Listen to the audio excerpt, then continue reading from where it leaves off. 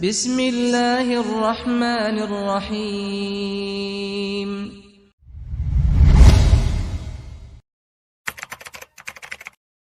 Hadis ke-17 ya.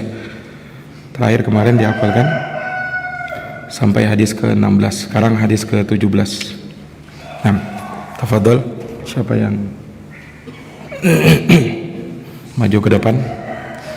Hadis ke-17. Innallaha katabal ihsana ala kulli syai'.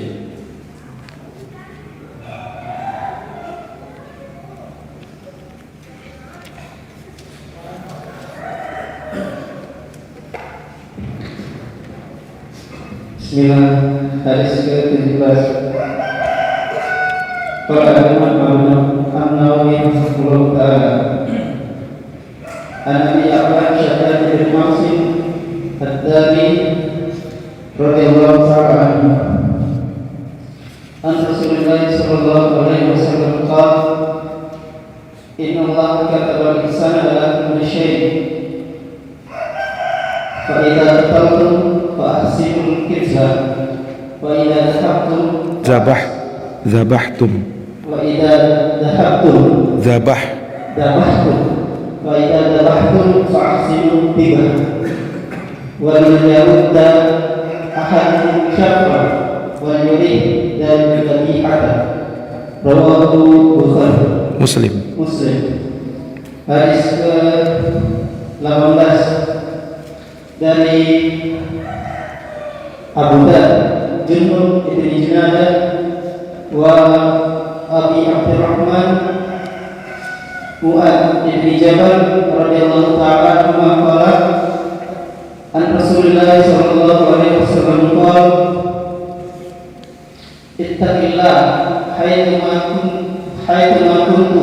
kunta wasbi sayyi'atal hasanata tamhuha wa khaliqin nasa bi khuluqin hasanin. Rawahu Bukhari. Tirmizi. Hadis yang ke-19, an Abi Abbas Abdullah bin Abbas radhiyallahu ta'ala anhu qala, kuntu khalfan Nabi sallallahu alaihi wasallam faqala, ya ghulam, inni u'allimuka kalimatin, ihfadillah tajidahu tujahaka, fa idza sa'alta fas'alillah, wa idza sta'anta Fasta'in billah. Wa'lam anna ummata law yatamat ala an yanfa'uka bi syai'in lam yanfa'uka illa bi syai'in qad katabahu Allahu lak, wa in yatamamu ala an yadurruka bi syai'in lam yadurruka illa bi syai'in qad katabahu Allahu lak, rufi'atil aqlam wa jaffatis suhuf.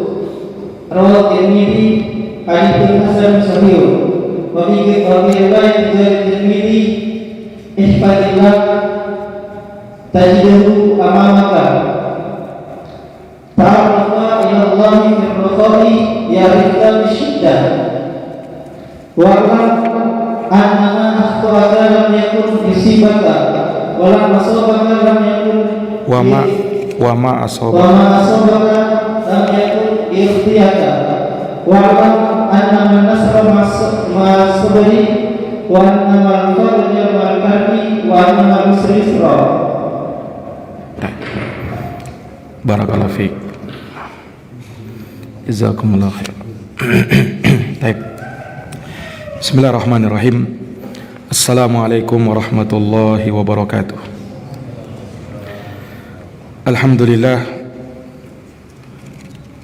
Alhamdulillahilladzi ahyana ba'da ma amatana wa ilaihin nusyur. Asyhadu an la ilaha illallah wahdahu la syarikalah wa asyhadu anna Muhammadan abduhu wa rasuluh sallallahu alaihi wa ala alihi wa sahbihi wa man tabi'ahum bi ihsanin ila yaumiddin wa sallama tasliman katsira. Allahumma la ilma lana illa ma 'allamtana innaka antal alimul hakim. Allahumma 'allimna ma yanfa'una wanfa'na bima 'allamtana wa zidna ilma ya karim. Allahumma inna nas'aluka ilman nafi'an wa rizqan thayyiban wa amalan mutaqabbala. Amma ba'd. Ikhwani fid din wa akhwati fillah, a'azzani Allah wa iyyakum. Alhamdulillah, pada malam hari ini kembali dengan taufiknya kita dapat melanjutkan daurah kajian rutin kita atau kajian tuntas membahas kitab Al-Arba'un An-Nawawiyah lil Imam Al-Hafidh Abu Zakaria Yahya bin Sharaf An-Nawawi rahimahullahu ta'ala. Kita masuk pada Al-Hadithul Ishrun, hadis yang kedua. Nabi Mas'ud Uqbah bin Amir, Uqbah ibni Amr, Uqbah ibnu Amr atau ibnu Amir, ibnu Amr, naam, Al-Ansari radhiyallahu anhu Al-Badri. Qala Rasulullah sallallahu alaihi wasallam, inna mimma adrakan nasu min kalamin nubuwatil ula idza lam tastahi fasna' ma syi'ta. Rawahul Bukhari. Dari Abu Mas'ud, bukan Ibnu Mas'ud. Itu dua orang sahabat yang berbeda. Ada sahabat namanya Ibnu Mas'ud, yaitu Abdullah Ibnu Mas'ud. Ada sahabat yang dikenal dengan kunyah Abu Mas'ud. Abu Mas'ud namanya Uqbah bin Amr Al-Ansari Al-Badri Al-Khadraji. Nah, beliau ini sahabat yang pernah menyaksikan Bai'atul Aqabah yang kedua. Nah, dan ketika itu beliau masih muda. Nah, dan membaiat Rasulullah sallallahu alaihi wasallam dan 70 orang sahabat yang lainnya. Iya, dan beliau juga sempat menghadiri perang Uhud dan selainnya dari kejadian-kejadian besar di dalam sejarah Islam. Beliau Al-Badri nisbat kepada Badar. Iya, karena beliau mukim dan tinggal di sekitar daerah Badar. Iya, para ulama menyebutkan bahwa Abu Mas'ud Uqbah bin Amr Al-Ansari, beliau tidak menyaksikan perang Badar. Beliau tidak menghadiri perang Badar. Tetapi dinisbatkan Al-Badri karena beliau mukim dan tinggal di dekat daerah Badar, terjadinya perang Badar. Nah, beliau berkata, qala Rasulullah sallallahu alaihi wasallam, Rasulullah sallallahu alaihi wasallam bersabda, inna mimma adrakan nasu min kalamin nubuwatil ula, sesungguhnya dari apa yang didapatkan oleh manusia di setiap zaman dari ucapan kenabian yang terdahulu. Apa itu? Idza lam tastahi fasna ma syi'ta. Apabila engkau tidak tahu malu, maka berbuatlah sesukamu. Apabila engkau tidak tahu malu, maka berbuatlah sesukamu. Hadis riwayat Al-Imam Al-Bukhari. Ikhwani fiddin, a'azani Allah wa iyyakum. Iya, Abu Mas'ud Uqbah bin Amr Al-Ansari mengabarkan hadis ini dari Nabi SAW, di mana Nabi mengucapkan hadisnya ini, sesungguhnya dari apa yang didapatkan oleh manusia di setiap zaman dari ucapan kenabian yang terdahulu. Nah, ini menunjukkan kepada kita bahwasanya terkadang kita bisa mengambil syariat dari para nabi atau umat terdahulu. Ya, walaupun syariat umat terdahulu tidak otomatis menjadi syariat kita. Iya, para ulama mentafsil, merinci, kalau syariat orang sebelum kita itu mencocoki syariat kita, maka itu syariat kita, itu diamalkan di dalam syariat kita. Ya, misalnya tauhid, perintah untuk beribadah kepada Allah dan menjauhi kesyirikan, itu sudah ada dari semenjak Nabi dan Rasul yang pertama sampai apa? Sampai Nabi dan Rasul yang terakhir dan sampai hari kiamat selalu seperti itu. Ibadah itu hanya kepada Allah, tidak kepada selainnya. Itu merupakan syariat semua Nabi dan Rasul. Nah, demikian pula ikhwani fiddin azani Allah wa iyyakum, semua perkara-perkara baik yang diperintahkan di dalam Islam, seperti misalnya birrul walidain, berbakti kepada kedua orang tua, silatul arham, menyambung tali silaturahim, iya, ikramud duyuf wal jar, memuliakan tetangga dan tamu. Ini adalah syariat semua para nabi dan para rasul. dan telah ditetapkan di dalam syariat kita. Telah ditetapkan di dalam syariat kita. Nah, di sana ada juga syariat orang sebelum kita, tetapi tidak bisa menjadi syariat kita karena bertentangan dengan syariat kita. Ya, misalnya syariat Nabi Musa alaihi salam, di mana diperintahkan di dalam syariat Nabi Musa kalau orang mau bertobat, caranya bertobat dengan cara bunuh diri. Itu disebut dalam Quran, fatubu ila bari'ikum faqatulu anfusakum. Bertobatlah kalian kepada Tuhan kalian, caranya bagaimana? Bunuh diri kalian. Itu syariatnya Nabi Musa dulu. Apakah itu menjadi syariat kita? Oh, kalau menjadi syariat kita ya mungkin banyak orang bunuh diri ya. Nah, karena betapa banyak orang berbuat dosa kemudian syarat taubat harus bunuh diri. Nah, tapi itu hanya ada berlaku pada syariat Nabi Musa. Kalau Islam justru diharamkan orang bunuh diri. Sebesar apapun dosa yang dia lakukan, tidak boleh bunuh diri. Itu haram dan menyebabkan orangnya dimasukkan ke dalam api neraka.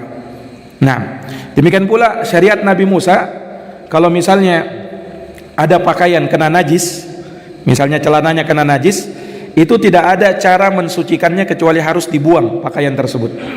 Kalau misalnya ujung celananya kena, maka mesti dipotong dan potongannya itu dibuang. Tidak akan bisa disucikan selama-lamanya. Itu syariat Nabi Musa.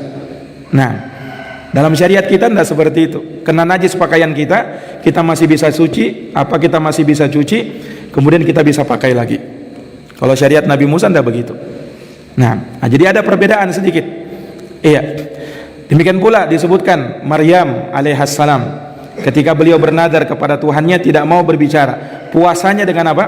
Tidak berbicara. Inni nadartu lirrahmani sauma falan ukallimal yauma insiya. Aku bernadar kepada Tuhanku Allah Subhanahu wa taala Ar-Rahman, maka aku tidak akan berbicara kepada seorang pun dari manusia. Nah, di dalam syariat kita tidak ada caranya, tidak ada ibadah dengan cara menahan diri dari berbicara, atau dalam pengertian dia jadikan puasanya seperti itu. Ya, puasa di dalam Islam menahan diri dari makan, minum, jima dan semua yang membatalkan puasa, dari mulai terbit fajar sampai terbenam matahari.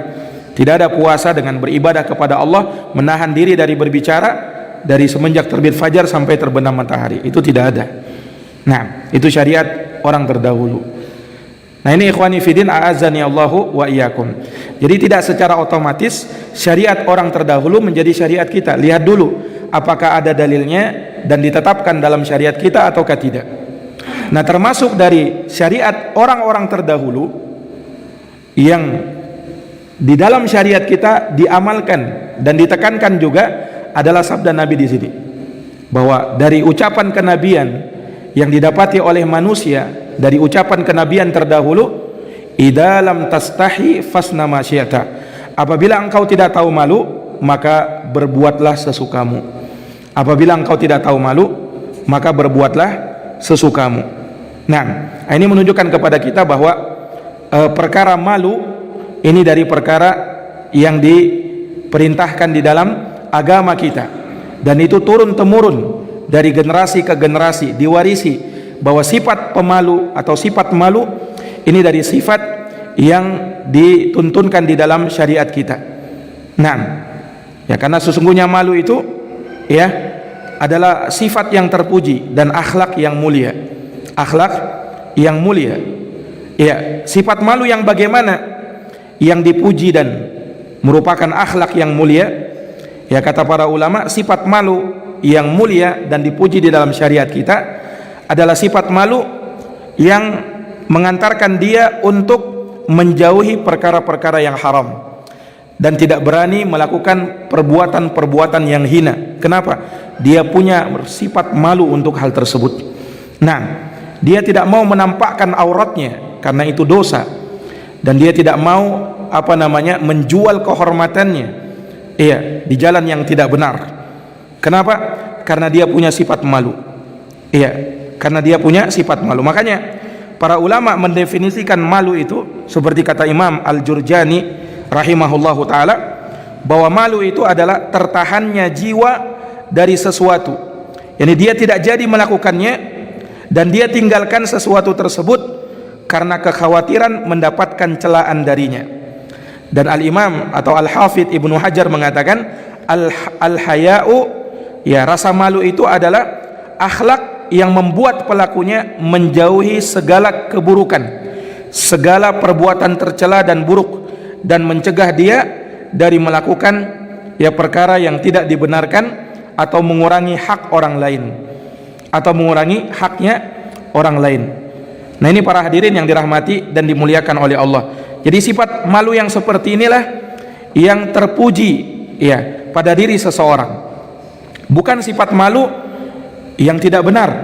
Ada juga orang itu dia malu, ya, tetapi malunya tidak benar. Ada orang malu, misalnya para perempuan, dia malu untuk mengenakan hijab, ya, malu dengan kawan-kawannya. Kenapa? Kawan-kawannya tidak memakai hijab, masa saya pakai hijab sendirian? Saya malu. Nah, ini malu yang tidak benar. Nah, ada orang malu datang ke masjid. Kenapa? Ya, malu dia untuk datang ke masjid, untuk sholat di masjid, ya, sebab tetangga-tetangganya tidak datang ke masjid, malu. Nah, malu untuk hadir di majelis ilmu. Kenapa? Ya, karena saya ini pakaian saya masih begini, malu dia. Ini malu yang tidak terpuji. Iya. Malu itu, malu yang terpuji adalah malu yang membuat dia melakukan amal ketaatan dan menjauhi perkara-perkara yang dilarang. Menjauhi perkara-perkara yang dilarang. Ada orang malu akhirnya melakukan perbuatan maksiat.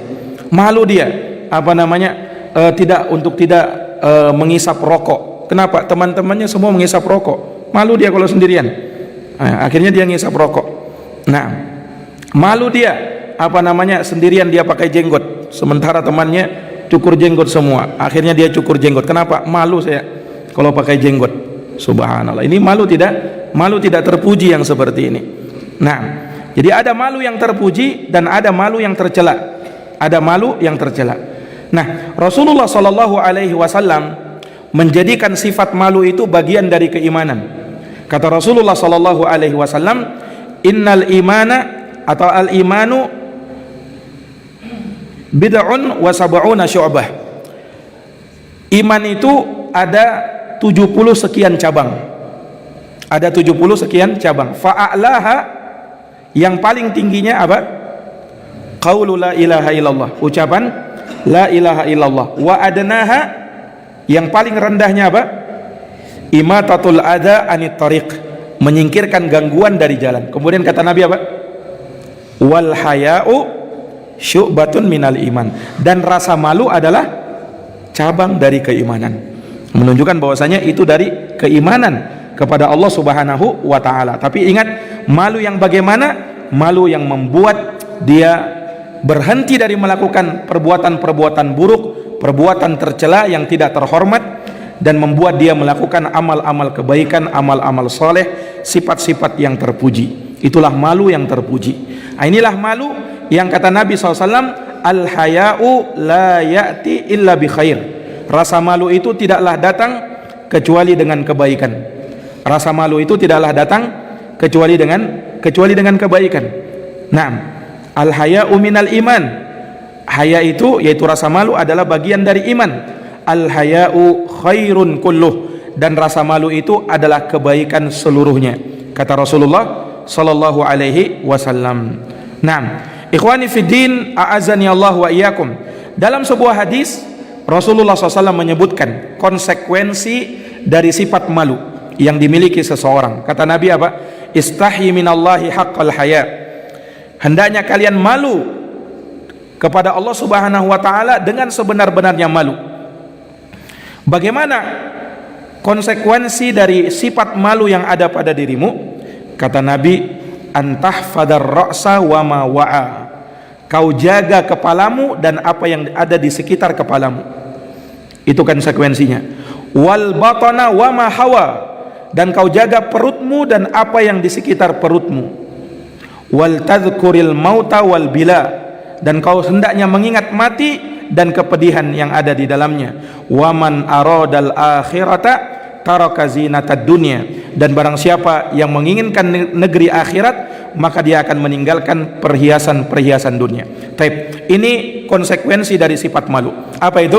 Dia jaga kepalanya dan yang di sekitar kepalanya. Apa yang di sekitar kepala?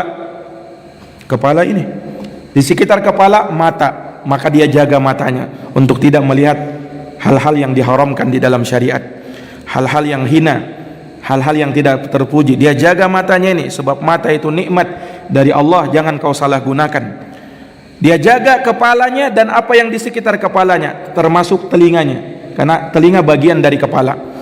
Maka dia jaga telinganya jangan sampai mendengarkan musik yang diharamkan di dalam syariat. Jaga telinganya jangan sampai mendengarkan perkara-perkara yang haram. Kemudian yang di sekitar kepalanya apalagi? Lisannya. Maka dia jaga lisannya untuk tidak mengucapkan kalimat-kalimat yang buruk. Ini maksudnya antahfadar ra'sa wa ma wa'a. Kemudian dia jaga perutnya dan apa yang di sekitar perutnya. Dia jaga perutnya jangan sampai dia masukkan barang-barang yang haram. Hendaknya dia pastikan yang masuk ke dalam perut saya itu adalah yang saya pastikan halalnya, bukan yang haram. Nah, kemudian yang di sekitar perut, apalagi di sekitar perut? Kemaluan. Kemaluan itu yang di sekitar perut karena dia di bawah perut. Maka dia jaga kemaluannya jangan sampai dia letakkan kepada yang haram. Dia letakkan kepada yang halal, istrinya. Nah, dan dia jangan mencari hal yang lain. Dia cukupkan dirinya dengan hal tersebut. Nah, ini para hadirin yang dirahmati oleh Allah. Kemudian orang yang malu itu dia senantiasa mengingat kematian dan kepedihan yang ada di dalamnya, sakaratul maut. Iya, karena orang yang mengingat mati itu adalah orang yang punya akal yang cerdas. Orang yang mengingat mati adalah orang yang punya akal yang cerdas. Kenapa? Nabi sendiri yang sebutkan. Rasul pernah bersabda, ayyul mu'minina aqyas. Siapakah orang mukmin yang paling cerdas itu?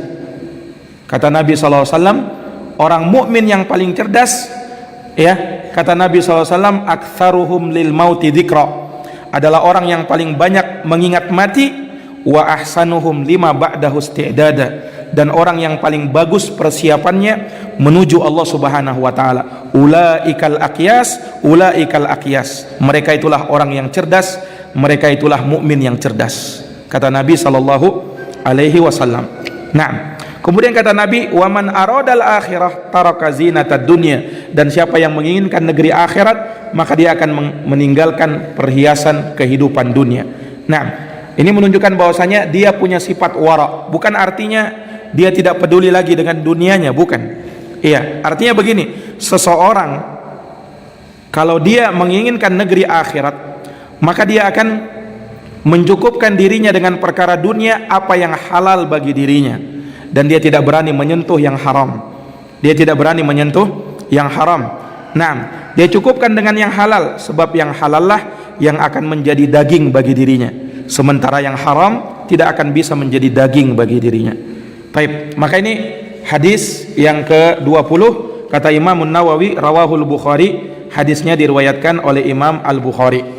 Kita masuk pada al-hadithul hadi wal ishrun, hadis yang ke-21. Kata Imam Nawawi, an Abi Amr, wakila Abi Amrah, Sufyan ibni Abdillahi al-Thaqafi radhiyallahu anhu qala, qultu ya Rasulullah, qul li fil islami qawlan la as'alu anhu ahadan ghairak, qala qul amantu billahi thumma istaqim. Rawahu Muslim. Dari Abu Amr, ada yang bilang Abu Amrah, namanya Sufyan bin Abdillah As-Saqafi, sahabat Nabi yang mulia radhiyallahu taala anhu. Beliau berkata, qultu ya Rasulullah, aku pernah bertanya, ya Rasulullah, qul li fil islami qawlan, berikan kepadaku suatu ucapan di dalam Islam ini, la as'alu anhu ahadan ghairak, yang aku tidak bertanya tentang ucapan tersebut kepada seorang pun selain hanya kepada dirimu. Ini sahabat ini pertanyaannya seperti ini, ya Rasul, tunjukkan aku satu kalimat saja, tidak usah banyak-banyak. Kalimat ini kalimat yang betul-betul aku pegang, aku tidak akan tanya kepada seorang pun selain hanya kepadamu ya Rasul. Kalimatnya ringkas. Maka Rasul memberikan kalimat ringkas, tapi ringkas kalimatnya luar biasa makna dan kandungannya. Kata Nabi, qala qul amantu billahi thumma istaqim, katakanlah aku beriman kepada Allah kemudian istiqomahlah. Rawahu Muslim, hadits ini diriwayatkan oleh Imam Muslim. Ini luar biasa kalimat yang diungkapkan oleh Nabi. Cuman dua hal saja. Yang pertama beriman kepada Allah, yang kedua istiqamah. Di sini tidak disebutkan rukun iman yang lain, padahal kita tahu bahwa rukun iman itu ada 6, tetapi Nabi hanya cukupkan iman kepada Allah. Yang pertama karena memang yang diminta kepada Nabi ringkas. Kemudian yang kedua, iman kepada Allah itu mewakili semua iman yang lainnya. Yani kalau orang beriman kepada Allah, keharusannya dia beriman kepada para malaikat, kitab-kitab, para rasul, hari kiamat, dan iman kepada takdir yang baik dan yang buruk. Nah, dan iman kepada Allah Subhanahu wa taala itu harus betul-betul diimani dengan sebenar-benarnya. Apa itu iman? Iman menurut Ahlus Sunnah wal Jamaah, kata mereka, ya disingkat dengan 5 nun. Qaulun bil lisani, wa'tiqadun bil janani, wa amalun bil jawarihi wal arkani, yazidu bi ta'atir rahmani, wa yanqus bi ta'atis syaitani. 6 nun. Jadi yang namanya 5 nun. Jadi yang namanya iman itu adalah qaulun bil lisani, ucapan di lisan, menunjukkan bahwa iman itu harus ada ucapan. Kemudian wa'tiqadun bil janani, keyakinan di dalam hati. Wa amalun bil jawarihi wal arkani, beramal dengan anggota badan. Yazidu bi ta'atir rahmani, bertambah iman itu dengan ketaatan kepada Allah Ar-Rahman. Wa yanqus bi ta'atis syaitani, dan berkurang karena lebih mentaati syaitan ketimbang Allah Subhanahu wa taala. Itulah iman. Nah, menunjukkan bahwa iman itu tidak cukup sekedar keyakinan. Iman secara bahasa at-tasdiq, pembenaran. Iqrar ma'at tasdiq, mengakui kemudian membenarkannya. Itu iman secara bahasa. Tetapi secara istilah cakupannya 3 hal. Tidak cukup iman itu sekedar diyakini, harus diucapkan. Harus apa? Diucapkan. Tidak cukup iman itu sekedar diyakini dan diucapkan, harus diamalkan. Harus diamalkan. Makanya salat bagian dari iman. Makanya disebut dalam Al-Quran, wa ma kanallahu liyudhi'a imanakum. Allah itu tidak menyia-nyiakan iman kalian. Maksudnya iman di situ adalah salat. Allah tidak menyia-nyiakan salat kalian. Salat disebut iman. Padahal salat itu amalan apa? Amalan hati, amalan lisan, atau amalan anggota badan? Hah? Anggota badan atau lisan? Anggota badan, lisan tidak? Semuanya. Ya kan, semuanya. Salat itu amalan hati. Ya, kalau tidak ada hati, tidak ada niat, tidak ada salat. Lisan, ya ada zikir-zikir dalam salat. Anggota badan jelas gerakannya, ruku, sujud, duduk antara 2 sujud. Jadi salat itu mencakup hati, lisan, amalan. Nabi sebutkan bahwasanya itu iman. Apa Allah sebutkan bahwasanya salat itu iman.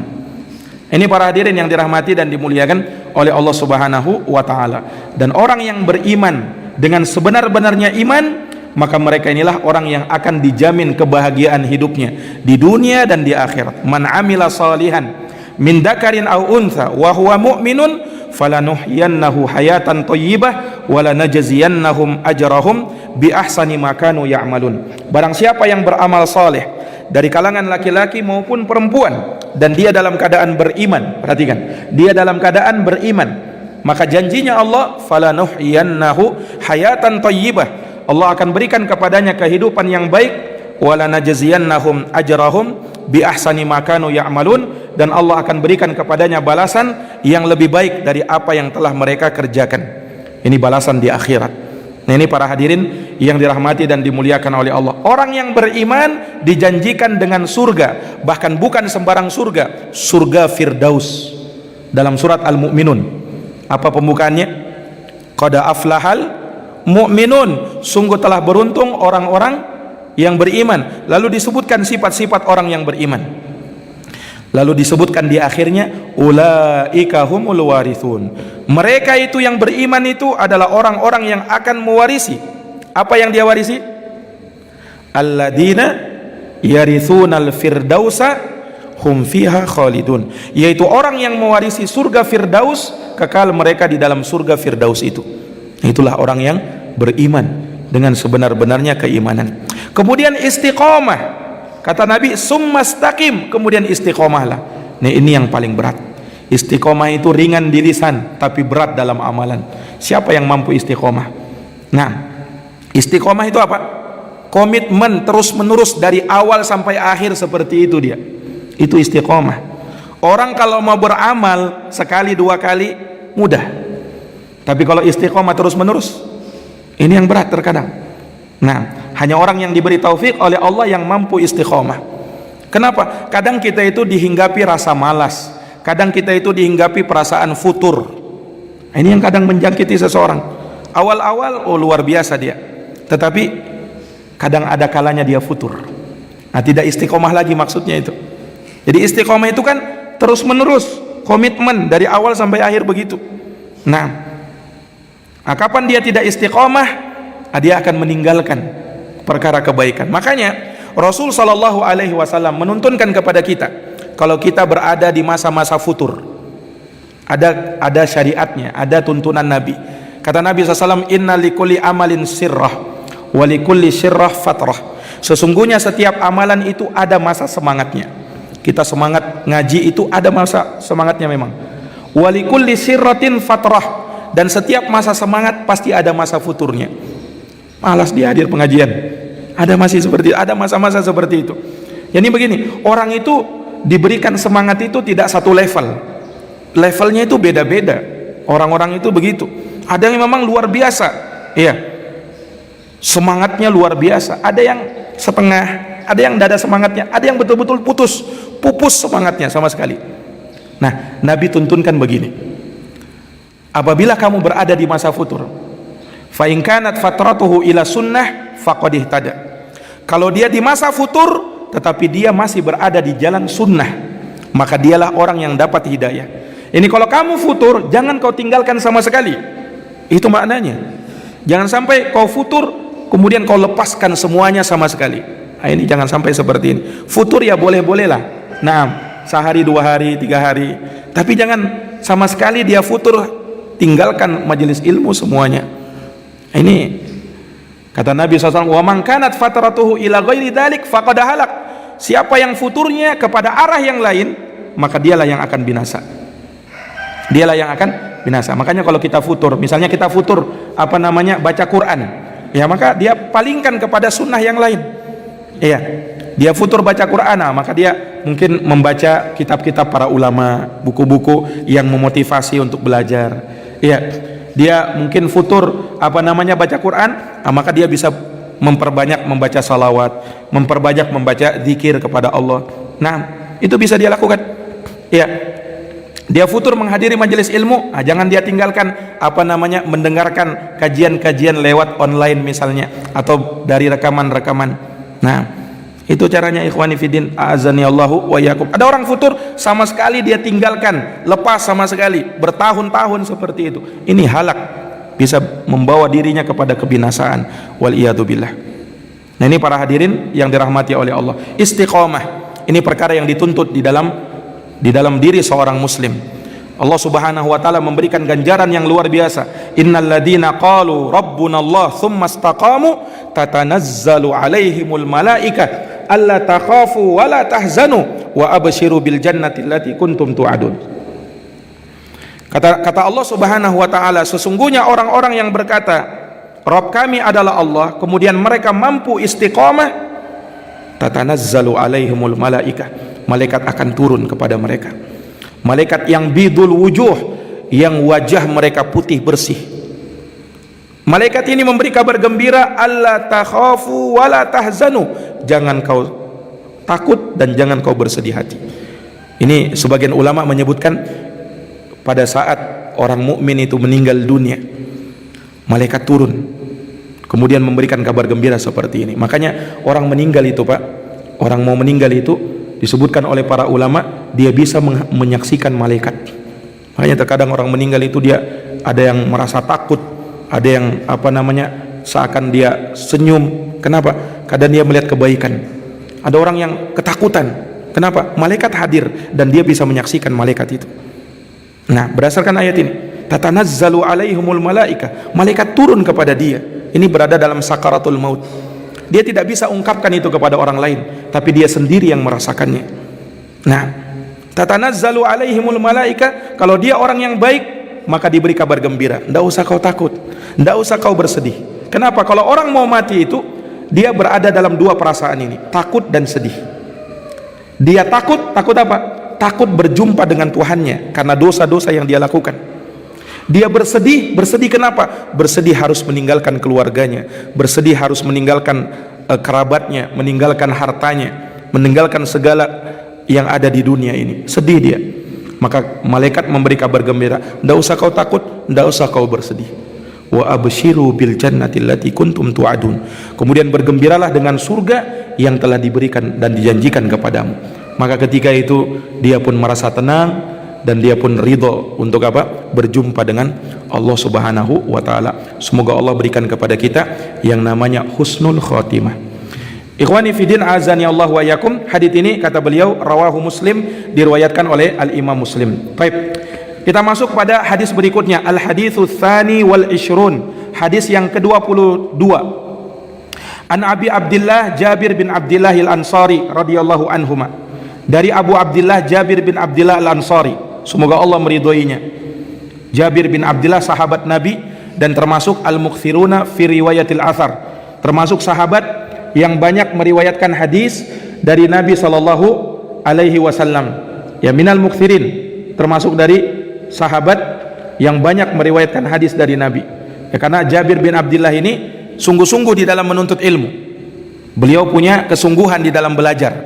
Nah, makanya sahabat Jabir bin Abdullah pernah diceritakan beliau pergi ke negeri Syam dari negeri Madinah untuk berjumpa dengan seorang sahabat yang namanya Abdullah bin Unais. Untuk apa? Untuk mengambil satu hadis yang dia dengarkan dari Nabi SAW.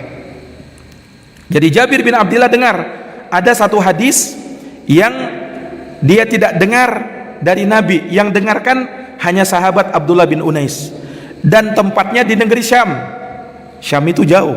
Syam itu dulu namanya Syam, kalau sekarang terbagi menjadi 4 negara: Palestina, Suria, Libanon, Yordania. Nah, itu semua Syam dulu itu.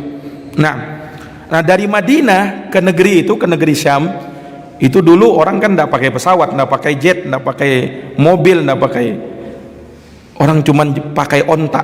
Perjalanan 1 bulan, perjalanan 1 bulan, ya, merambat padang pasir tandus, tidak bertuan. Nah, kemudian datang ke sana minta hadis. Sahabat Abdullah bin Unais kaget, sahabat Jabir jauh-jauhnya dari Madinah datang ke sini. Nah, ada apa? Dikira ada sesuatu yang sangat penting, hal yang besar. Ternyata kata sahabat Jabir, aku dengar satu hadis bahwa kau mendengarnya dari Nabi dan aku belum sempat dengarkan. Aku ingin itu saja. Jangan sampai aku yang mati duluan atau kau yang mati duluan, sehingga aku tidak sempat dapat hadis itu dari engkau. Hadis apa? Hadis tentang manusia dikumpulkan nanti pada hari kiamat dalam keadaan tidak beralas kaki, tidak berpakaian, telanjang, belum dikhitan. Itu hadis yang didapatkan. Setelah itu Jabir bin Abdullah pulang, perjalanan 1 bulan lagi ke Madinah. Subhanallah, lihat kesungguhan orang belajar menuntut ilmu itu seperti itu. Nah, kita ini terkadang jarak rumah kita tidak sampai sehari, tidak sampai sejam, mungkin tidak sampai sejam, tapi betapa banyaknya orang yang malas untuk belajar menuntut ilmu. Sahabat Jabir untuk dapat 1 hadis, Pak, untuk dapat 1 hadis. Nah, kita kadang di majelis ilmu bukan 1 hadis kita dapat, ya, puluhan hadis kita dapat kadang. Subhanallah. Tetapi kita kadang masih malas di dalam belajar. Sahabat Jabir makanya belajar dari ulama salaf terdahulu. Untuk dapat 1 hadis perjalanan 2 bulan. 1 bulan datang, 1 bulan pergi, 1 bulan kembali. Cuman 1 hadis. Subhanallah. Itulah keberkahan ilmu. Nah, mereka ya memang yang dia tuntut tidak banyak hadisnya, 1, 2 saja. Tapi apa? Keberkahan ilmu. Akhirnya mereka orang yang diberikan oleh Allah Subhanahu wa taala pemahaman ilmu yang luar biasa dan kebaikan yang luar biasa. Nah, dan ketahuilah bahwa di zaman kita sekarang ini jihad yang paling utama itu thalabul ilmi, menuntut ilmu, hadir di majelis ilmu. Ya, orang hadir di majelis ilmu, hadirnya saja dia di situ, walaupun mungkin dia tidak bisa menyerap dengan baik, itu sudah dapat pahala. duduknya dia, melangkahkan kakinya dia sudah dapat keutamaan. Apalagi kalau dia paham ilmu yang disampaikan, lebih besar lagi pahalanya itu. Nah, lebih besar lagi pahalanya itu. Makanya jangan sia-siakan kalau ada majelis ilmu. Kita Pak, kalau nanti mati kita nanti itu menyesal, mau diminta dibangkitkan barang hidup sesaat aja, supaya apa? Supaya bisa beramal, supaya bisa nuntut ilmu, supaya bisa sedekah. Itu kalau kita mati nyesal kita. Nah, makanya sebelum datang kematian, sebelum datang penyesalan, banyak-banyak manfaatkan waktu yang Allah berikan kepada kita untuk belajar, Nah, alhamdulillah di tempat ini, para asatidah kita mengajar, ya, hadiri majelis-majelisnya. Nah, kemudian tekuni dia, ya, insyaallah taala kita akan mendapatkan kebaikan yang sangat banyak.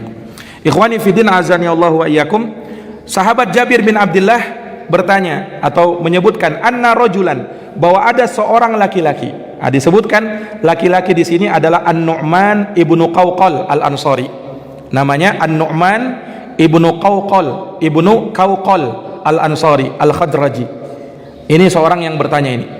Sa'ala Rasulullah SAW, dia bertanya kepada Rasulullah sallallahu alaihi wasallam, faqala ya Rasulullah, ara'aita idza shallaitu salawatil maktubat, bagaimana pendapatmu kalau aku salat 5 waktu, wa sumtu Ramadan, aku puasa di bulan Ramadan, wa ahlaltul halal, aku halalkan yang halal, wa haramtul haram, dan aku haramkan yang haram, walam azid ala dzalika syai'a, dan aku tidak tambah lagi sesuatu di luar itu. A'adkhulul jannah ya Rasul, apakah saya bisa masuk surga? Qala, maka Rasul bersabda, na'am, iya, kau bisa masuk surga. Kata sahabat ini, wallahi la azidu ala dzalika syai'a, demi Allah aku tidak menambah sesuatu apapun selain daripada itu. Rawahu Muslim. Hadis ini riwayat Imam Muslim. Baik, ulama mengatakan hadis yang ke-22 ini hadis yang paling pendek dalam Arba'in An-Nawawi. Kenapa? Kenapa hadis yang paling pendek? Coba lihat, kenapa dia hadis paling pendek? Iya, hadisnya cuma na'am. Jadi hadis 23 ini, lihat ucapan Nabi yang mana? Cuma na'am. Na'am. Jadi antum sudah hafal hadis ke-22. Hadis ke-22 na'am. Tapi harus ditahu na'amnya apa ini, ya kan? Harus ada sebelum-sebelumnya, ya. Taib. Kata Imam Nawawi, wa makna haramtul haram ijtanabtuhu, makna dari mengharamkan yang haram, aku jauhi yang haram itu. Wa makna ahlaltul halal fa'altuhu mu'taqidan hillahu, dan makna aku menghalalkan yang halal, maksudnya aku lakukan dengan meyakini kehalalannya, Taib. Ikhwani fiddin azani Allah wa iyyakum, perhatikan, Nabi ditanya dengan pertanyaan ini, ya Rasul, bagaimana pendapatmu kalau aku sholat 5 waktu dan aku puasa Ramadan, aku halalkan yang halal, aku haramkan yang haram, maka itu bisakah aku masuk surga dengan itu? Kata Nabi, iya, kau pasti bisa masuk surga dengan itu. Subhanallah. Ini menunjukkan bahwasanya seseorang, ya, itu masuk surga Allah Subhanahu wa taala itu, ya, itu dengan cara apa? Menjalankan syariat Allah Subhanahu wa taala. Salat 5 waktu. Itu syarat masuk surga. Orang tidak sholat 5 waktu, jangan harap masuk surga. Nah, jangan harap masuk surga. Dia mau masuk surga tapi sholat dia lalaikan. Nah, sholat itu syarat masuk surga. Sholat 5 waktu maksudnya. Boleh kau tinggalkan sholat sunnah, tidak masalah kau tinggalkan sholat sunnah. Tidak berdosa kalau kau tinggalkan sholat sunnah. Tapi kalau sholat 5 waktu, kalau kau tinggalkan, ini yang mengancam kau tidak akan selamat dari api neraka. Nah, makanya kalau orang yang menjaga sholatnya dijamin masuk surga. Man hafadha 'alaiha kana indallahi ahdun ayudkhilahul jannah. Barang siapa yang menjaga sholatnya, maka Allah berjanji akan masukkan ia ke dalam surga. Jadi syaratnya itu harus sholat. Nah, amalan badan yang paling utama itu sholat. Kemudian puasa di bulan Ramadan. Berpuasa di bulan Ramadan. Nah, ini puasa. Puasa itu dari amalan yang sangat mulia. 1 hari saja orang puasa, pahalanya luar biasa. Ma min ahadin yasumu yauman fi sabilillah illa ba'adallahu bidzalikal yaum wajahahu anin nar sab'ina kharifa. Barang siapa yang berpuasa 1 hari saja di jalan Allah, tidaklah ada seorang yang berpuasa 1 hari saja di jalan Allah, kecuali Allah akan jauhkan wajahnya dari api neraka sepanjang 70 tahun perjalanan. Puasa apa ini? Puasa apa ini? Puasa secara umum, bukan puasa Ramadan, bukan puasa Ramadan. Puasa secara umum, termasuk di dalamnya puasa sunnah. Itu sudah cukup menjauhkan diri kita dari api neraka 70 tahun perjalanan. Nah, bagaimana dengan puasa wajib? Nah, bagaimana dengan puasa Ramadan? Tentu lebih lagi. Nah, ini para hadirin yang dirahmati dan dimuliakan oleh Allah. Makanya orang yang berjumpa dengan Ramadan itu adalah kebaikan yang sangat banyak. Allah beri kesempatan kepada dia untuk menambah pundi-pundi kebaikannya. Kemudian aku halalkan yang halal dan aku haramkan yang haram. Maksudnya apa? Aku halalkan yang halal, aku haramkan yang haram. Yani aku halalkan yang halal, aku yakini kehalalannya. Kalau Imam Nawawi mengatakan aku kerjakan dengan meyakini kehalalannya. Ya walaupun bukan syarat harus mengerjakan yang halal, karena tidak semua orang bisa mengerjakan yang halal. Maksudnya begini, tidak semua yang halal itu bisa kita jamah semuanya, betul tidak? Yang halal di dunia ini kan banyak. Ya, makanan, minuman, ya itu sangat banyak. Kalau disyaratkan harus memakannya, ya tidak mungkin orang semua bisa begitu, ya kan? Mungkin masih banyak makanan-makanan yang belum kita makan. Nah, itu halal, tetapi belum kita makan. Nah, cukup antum meyakini kehalalannya, maka itu sudah baik. Nah, maka dari sini besarnya dosa orang yang meyakini keharaman sesuatu padahal itu halal. Dia haramkan itu padahal itu halal. Tidak boleh seperti itu. Nah, dia haramkan apa namanya minuman-minuman. Misalnya apa? Haram itu minum Coca-Cola katanya. Kenapa? Itu Yahudi itu. Kau beli itu katanya sama saja beli satu peluru, ya, untuk saudara kita di Palestina. Dari mana dia dapat begitu? Akhirnya dia haramkan Coca-Cola, dia haramkan McD, dia haramkan apalagi yang satunya itu buatan Amerika itu KFC. Nah, ini yang halal jangan kau haramkan, yang haram jangan kau halalkan. Kalau kau mau mengharamkan sesuatu, kau harus punya bukti yang jelas di hadapan Allah. Karena masalah halal dan haram itu bukan hak kita, itu haknya Allah Subhanahu wa taala dan Rasulnya. Tidak boleh kau menghalalkan sesuatu yang haram atau mengharamkan sesuatu yang halal. Jelas ini? Nah, ini para hadirin yang dirahmati dan dimuliakan oleh Allah. Demikian pula mengharamkan sesuatu yang halal atau menghalalkan sesuatu yang haram. Ya, dihalalkan. Zina haram, dihalalkan. Halal aja itu. Riba haram, dihalalkan. Tidak masalah, halal kalau sedikit katanya. Nah, ini para hadirin yang dirahmati dan dimuliakan oleh Allah. Nah, perbuatan seperti ini dosa besar hukumnya. Bahkan bisa menyebabkan kekufuran orang yang melakukannya. Karena apa? Seakan-akan dia mau menandingi Allah. Yang membuat syariat menghalalkan dan mengharamkan siapa? Allah Subhanahu wa taala. Kalau dia berani seperti itu, berarti dia ingin menyamai Allah. Nah, makanya dalam Quran dikatakan, wala taqulu lima tasifu alsinatukumul kadhib hada halal wa hada haram litaftaru 'ala Allahil kadhib innal ladzina yaftaruna 'ala Allahil kadhib la yuflihun. Janganlah kamu berkata, menyebutkan sesuatu yang disifatkan oleh lisanmu secara dusta. Kamu berkata, ini halal, ini haram, dengan hawa nafsumu tanpa ilmu. Jangan kau berkata begitu. Litaftaru 'ala Allahil kadhib, untuk kau membuat kedustaan atas nama Allah. Innal ladzina yaftaruna 'ala Allahil kadhib la yuflihun. Sesungguhnya orang-orang yang mengadakan kedustaan atas nama Allah, mereka tidak beruntung. Menunjukkan bahwa orang yang berani menghalalkan sesuatu yang diharamkan oleh Allah, atau sebaliknya mengharamkan sesuatu yang dihalalkan oleh Allah, dia orang yang berdusta atas nama Allah dan dosanya besar. Kita ini berdusta atas nama orang saja itu sudah dosa besar, apalagi kalau berdusta atas nama Allah, tentu dosanya lebih besar lagi. Tentu dosanya apa? Lebih besar lagi. Nah, ini para hadirin yang dirahmati dan dimuliakan oleh Allah Subhanahu wa taala. Dan dari hadis ini kita bisa melihat ya bagaimana semangat sahabat untuk bisa masuk surga. Dia tanya amalan, apakah bisa saya masuk surga dengan itu ya Rasul? Kata Nabi, iya, kau bisa masuk surga. Ini menunjukkan bahwasanya amalan, kita beramal itu di antara niat kita, di antara tujuan kita, di antara cara yang benar dalam beramal, kita beramal harapkan surga Allah Subhanahu wa taala. Kita jauhi maksiat karena kita takut dengan azabnya Allah.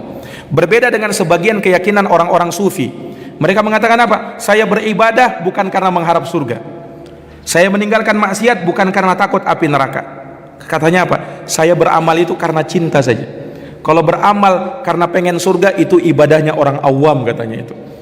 Ini penyimpangan, ini kekeliruan. Justru di dalam Quran, orang yang beriman, beribadah kepada Allah, bagaimana caranya? Raghabau wa rahaba. Mereka mengharap surga Allah dan cemas, takut dengan azabnya Allah. Itu ibadahnya orang-orang beriman seperti itu.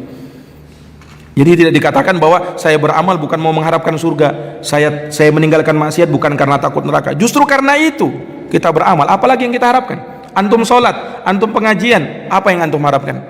Kalau bukan surga Allah Subhanahu Wa Taala, ya kan? Dan kita meyakini bahwasanya surga Allah Subhanahu Wa Taala itulah tempat yang kekal abadi. Kita di dunia cuma sebentar, Pak. Tidak lama kita di dunia ini. Nah, kita cuman umur kita a'maru ummati ma baina sittina wa sab'in. Umurnya umatku kata Nabi antara 60-70 tahun.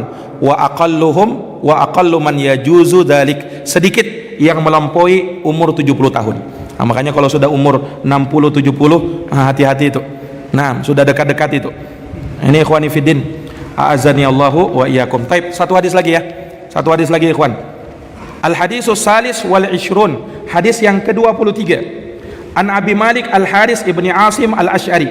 Dari hadis Abu Malik Al-Haris ibnu Asim Al-Ash'ari. Ada sahabat Abu Malik Al-Ash'ari, ada sahabat Abu Musa Al-Ash'ari. Itu dua sahabat yang berbeda. Jangan sampai tertukar. Nah, sering tertukar itu. Ada sahabat Abu Malik Al-Ash'ari namanya Al-Haris ibnu Asim. Ada sahabat Abu Malik Al-Ash'ari namanya Abdullah bin Qais. Ada seorang imam namanya Abul Hasan Al-Ash'ari. Nah, ini seorang imam yang apa namanya kemudian madhab Asy'ariyah, Asy'ariyah dinisbatkan kepada beliau. Tapi beliau telah rujuk dari madhab tersebut. Taib ikhwani fiddin azani Allah wa iyyakum. Dari Abu Malik Al-Haris ibnu Asim Al-Ash'ari. Beliau sahabat termasuk dari sahabat yang awal-awal masuk Islam. Awal-awal masuk Islam bersama Abu Musa Al-Ash'ari. Beliau sahabat dari negeri Yaman. Dari negeri Yaman itu ada sahabat, ada suku namanya Asy'ariyun. Ya, mereka ini punya suara yang sangat merdu. Makanya Nabi SAW suka mendengar suara mengajinya sahabat-sahabat dari kalangan Al-Asy'ari. Karena suaranya itu dikenal apa namanya merdu, enak didengar. Nah, makanya seperti itu. Beliau berkata, Rasulullah bersabda, at-tuhur syatrul iman. Kesucian bagian dari iman. Awas jangan sampai salah dalam menerjemah. Bahasanya apa? Terjemahannya apa? At-tuhur syatrul iman. Kesucian bagian dari iman, separuhnya iman. Sebagian orang mengatakan begini, kebersihan separuh iman. Itu hadis palsu itu. Itu apa? Hadis palsu. Yang benar apa? Kesucian bagian dari iman, bukan kebersihan. Iya. Walaupun secara apa namanya kebersihan itu memang dari hal yang dituntut dalam diri kita. Seorang muslim ya bersih-bersih, ya kan? Nggak, jangan dia melihat kotor dia tidak mau bersih-bersih. Tetapi hadisnya yang berbicara hadisnya tuhur itu bukan sekedar bersih-bersih. Tapi apa? Lebih dalam dari bersih-bersih, kesucian. Kesucian di sini mencakup bukan sekedar suci lahirnya, batinnya juga suci. Ada orang memperhatikan kesucian luar saja, tapi batinnya dia tidak perhatikan kesucian batinnya. Ini keliru, ini penyimpangan. Orang itu betul perhatikan kesucian luar, perhatikan kesucian penampilan, dia baguskan penampilannya. Tapi jangan kau lupa batinmu kau sucikan juga. Orang yang menyibukkan dirinya, membersihkan bagian luarnya, merapikan bagian luarnya, tapi dia lupa bagian dalam dirinya, maka itu orang yang tertipu. Itu orang yang apa? Yang tertipu. Nah, apa gunanya kalau baik luarnya sementara dalamnya busuk? Apa gunanya? Nah, makanya at-tuhur syatrul iman. Kesucian itu bagian dari iman.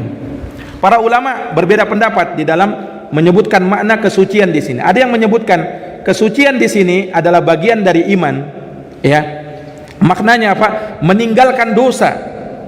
Ya, karena orang yang bersih dari dosa, suci dari dosa, kesucian juga itu, ya kan?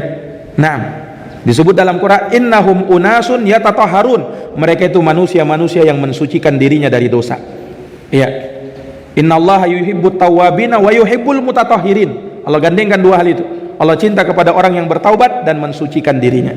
Nah, dan sebagian ulama menyebutkan maknanya bahwa kesucian di sini maksudnya adalah taharah, yaitu berwudu. Berwudu itu sebagian dari iman, separuhnya iman. Ini para hadirin yang dirahmati dan dimuliakan oleh Allah. Makanya wudu itu dari amalan yang utama. Makanya Nabi SAW bersabda, wala yuhafid alal wudu illal mu'min. Tidak ada yang menjaga wudu kecuali orang yang beriman. Yang menunjukkan bahwasanya di antara tanda keimanan dia selalu jaga wudunya. Dia selalu apa? Menjaga wudunya. Nah, sebagian ulama juga menyebutkan beberapa penafsiran yang lain terkait dengan hadits ini. Baik, kemudian kata Nabi, walhamdulillah tamlaul mizan. Ucapan alhamdulillah memenuhi timbangan. Subhanallah.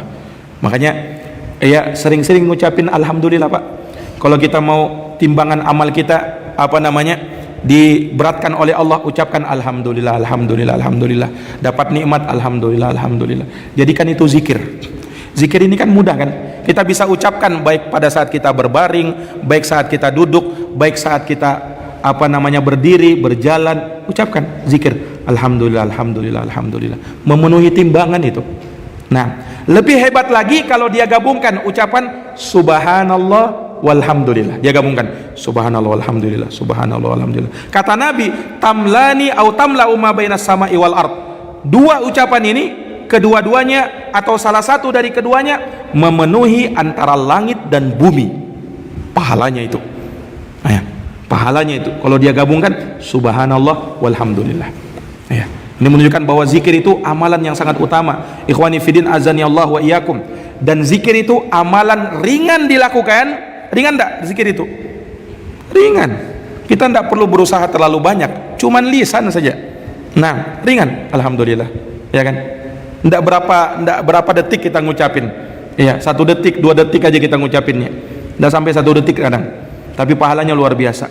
Kemudian kata Nabi, was-sholatu nurun. Salat itu cahaya. Kenapa salat itu dikatakan cahaya? Karena salat itu kata para ulama menerangi jiwa seseorang, memberikan cahaya pada diri seseorang, menerangi kuburan seseorang, dan akan menyinari kehidupan seseorang. Itu salat. Makanya kalau rumah itu sering disolati, sering dia menegakkan salat di dalam rumahnya, salat-salat sunnah, ya, maka kelihatan rumah itu hidup, ya. Tetapi kalau rumah tidak pernah dikerjakan sholat di dalamnya, dia tidak pernah sholat sunnah di dalamnya, rumah itu serasa sempit, serasa serak, tidak enak, tidak nyaman kita berada di rumah. Nah, tapi kalau kita hidupkan dengan sholat, baca Quran dalam rumah, jangan dijadikan rumah itu kayak kuburan, kata Nabi. Kuburan itu bagaimana? Kamu tidak sholat di rumahmu, kamu tidak pernah baca Quran di rumahmu. Jangan cuma baca Quran di masjid saja. Memang masjid itu tempat terbaik kita baca Quran, tapi rumah juga perlu kita bacakan Quran. Kenapa? Rumah kita itu ada penunggunya, Pak. Rumah kita itu ada penunggunya. Siapa penunggunya? Bukan makhluk-makhluk yang terlihat. Kadang makhluk-makhluk yang tak terlihat oleh mata. Setiap rumah itu seperti itu. Nah, makanya kata Nabi SAW, la taja'alu buyutakum maqabir. Jangan kau jadikan rumahmu bagaikan kuburan. Fa inna syaitan, karena sesungguhnya setan yanfiru minal bait, akan lari dari rumah allati tuqra'u fihi suratul Baqarah, yang kau bacakan di dalamnya surat Al-Baqarah. Nah, kau bacakan surat Al-Baqarah itu, lari setan itu dari rumahmu. Nah, apalagi kalau rumah jarang ditinggali, jadi rumahnya setan itu, jadi rumahnya hantu itu.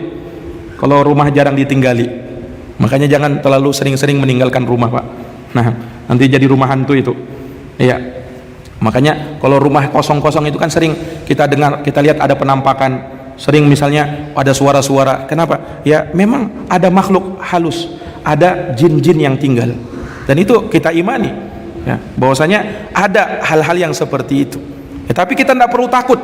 Orang beriman jangan takut sama setan, ya. Kenapa? Inna kaidas syaitani kana dha'ifa. Tipu daya setan itu lemah, ya. Kalau kita takut kepada setan, kita semakin dibuat takut sama dia. Tapi kalau kita berani, kita punya ayat Quran, kita punya ayat kursi, tidak perlu takut sama setan. Nah, ini para hadirin yang dirahmati dan dimuliakan oleh Allah Subhanahu wa taala. Kemudian kata Nabi apa? Was-shadaqatu burhan. Sedekah itu bukti yang nyata, bukti yang jelas menunjukkan benarnya iman seseorang. Kenapa? Karena sedekah itu, Pak, berat. Bukan ringan itu. Ya kan? Kenapa? Karena harta itu pada dasarnya dicintai oleh jiwa. Siapa yang tidak suka sama harta di sini? Semuanya suka harta, ya ya kan? Nah, kalau dia mau lepaskan itu cuma-cuma, ini apa? Menunjukkan apa? Menunjukkan kejujuran imannya dia. Apa yang diharapkan selain dari kebaikan di sisi Allah. Orang itu kalau mau mengeluarkan hartanya, dia keluarkan hartanya kembali lebih banyak lagi. Makanya hartanya dia manfaatkan untuk apa? Untuk ya perkembangan hartanya, untuk berdagang ya, atau paling tidak ada reward yang kembali kepada dirinya. Ada apa? Ada yang kembali pada dirinya, dia bisa nikmati, dia bisa ini dan itu. Nah, kalau dia sedekahkan cuma-cuma, itu berat asalnya. Tapi kalau dia mampu keluarkan, maka ini menunjukkan bukti jelas imannya dia kepada Allah Subhanahu wa taala. Nah, kemudian kata Nabi, wasabru, dia sabar itu dia cahaya. Nabi bersabda, salat cahaya, sabar cahaya. Tapi bahasanya beda. Kalau cahaya dalam salat nur itu cahaya tetapi tidak panas. Kalau sabar, dia cahaya tapi panas. Mengapa dibedakan? Kalau sholat itu cahayanya tidak memanaskan, kalau sabar cahayanya panas. Kenapa? Karena kalau sholat itu indah, seperti rembulan, cahaya bulan. Tapi kalau sabar seperti cahaya matahari, panas dia, Pak. Ya kan? Kenapa? Ndak semua orang bisa sabar. Ya kan? Ndak semua orang bisa sabar. Sabar itu dalam 3 perkara kata Nabi. Sabar dalam menjalankan perintah Allah, sabar dalam menjauhi larangan Allah, sabar dalam menerima ketentuan dan takdir Allah. Kalau kau mampu sabar dalam hal tersebut, kau menjadi orang yang paling penyabar. Nah, kemudian kata Nabi, wal Qur'anu hujjatun laka aw alaik. Quran itu bisa menjadi hujjah yang membelamu atau hujjah yang mencelakakan kamu. Bisa-bisanya itu Quran bisa menjadi hujjah yang mencelakakan kita. Iya. Kalau Quran sekedar kau simpan di atas lemarimu, berdebu dia, tidak pernah kau baca, tidak pernah kau tadaburi, tidak pernah kau pelajari, itu Quran menjadi hujah yang akan mencelakakan kamu. Tapi hujah yang membela kita, kalau kita baca Quran, kalau kita pelajari Quran, tadaburi maknanya, kita amalkan isi kandungan Quran, Quran menjadi hujah pembela kita di hari kiamat. Makanya Quran kata Nabi bisa memberi syafaat kepada pelakunya, kepada orang yang membacanya, kepada orang yang mempelajarinya, kepada orang yang menghafalkannya, kepada orang yang mentadaburinya. Kemudian kata Nabi, kullun nasi yaqdu, setiap manusia itu berusaha. Ya kan? Manusia itu selalu berusaha. Fabayi'un nafsahu, dengan usahanya dia menjual dirinya. Famu'tiquha au mubiquha, ada yang menyelamatkan dirinya dari api neraka, ada yang justru menjerumuskan dirinya jatuh ke dalam api neraka. Ya, maksudnya usaha manusia itu beda-beda. Ada yang beramal ketaatan, dia jual dirinya dalam hal tersebut. Iya, dia tidak peduli. Naam, tubuhnya mungkin binasa karena dia sering beribadah, bengkak-bengkak lututnya mungkin. Iya, di jalan Allah Subhanahu wa taala, bahkan dia korbankan nyawanya ketika berjihad, dia tidak peduli. Dia jual dirinya untuk hal tersebut. Maka dia yang memerdekakan dirinya dari api neraka. Berbeda dengan orang yang menjerumuskan dalam dirinya ke dalam api neraka, dia juga menjual dirinya untuk hal tersebut. Pak, ulama mengatakan orang itu mau baik mau buruk itu tetap letih. Betul tidak? Iya. Orang baik letih, ya kan? Jelas. Dia sholat, dia puasa, letih dia. Orang mau jahat juga akan letih. Iya. Bukan enak itu membegal, mencuri, merampok itu. Ya kan? Dia butuh usaha juga itu. Letih juga, capek juga, resikonya berat juga itu. Nah, letih juga dia di situ. Bukan enak itu dia minum khamar, makan obat-obatan terlarang. Dia perlu keluarkan uangnya, dia korbankan uangnya itu.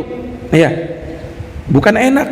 Nah, jadi jalannya itu tetap berat juga. Jadi kalau mau jadi orang baik, jalannya berat. Mau jadi orang buruk, jalannya juga berat. Tinggal kita pilih yang mana. Pilih yang mana kita. Mau jadi orang baik atau mau jadi orang buruk. Sama-sama berat jalannya, Pak. Jangan dikatakan, oh kalau jadi orang jahat itu gampang aja. Oh, enggak gampang, berat juga itu. Nah, mendaki juga jalannya. Tetapi satunya jalan ke surga, satunya jalan ke neraka. Makanya orang menjual dirinya, kata Nabi, ada yang membebaskan dirinya dari api neraka dan ada yang justru menjerumuskan dirinya ke dalam api neraka. Hadits ini rawahu Muslim, diriwayatkan oleh Imam Muslim. Walhamdulillah, kita sudah selesaikan hadis yang ke-23. Insyaallah nanti disetor ya, hadis sampai ke 23 dan kita akan lanjutkan hadis ke-24 dan seterusnya. Jazakumullah khairan. Subhanakallahumma wabihamdik, asyhadu an la ilaha illa anta astaghfiruka wa atubu ilaik. Wassalamualaikum warahmatullahi wabarakatuh.